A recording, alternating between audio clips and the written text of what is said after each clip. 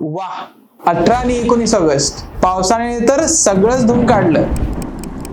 Road, घर, गटार जी आधीपासूनच स्ट्रॉंग होती ती पण गळून गेली. खरंच डेव्हलपमेंट म्हटलं की असंच असतं ना बहुतेक. नमस्कार, मी अविनाश वानरे.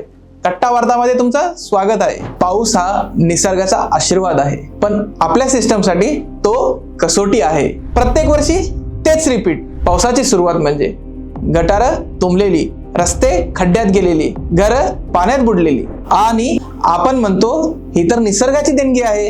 खरंच का? निसर्गाचा पाऊस होतो, पण त्याचं पाणी रस्त्यावर साचतंय.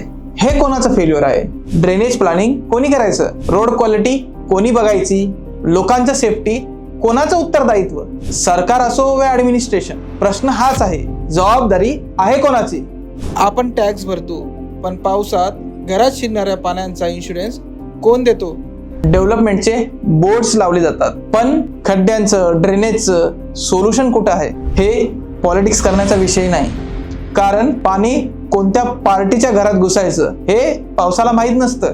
तो रिच, पुअर, बीजेपी, काँग्रेस असा फरक करत नाही. पण मग उपाय का नाही मिळत? फक्त ब्लेम गेम चालतंय, सोल्युशन नाही. सरकारला साधा प्रश्न, दरवर्षी रिपीट होणाऱ्या या प्रॉब्लेमचं परमनंट सोल्युशन कधी देणार?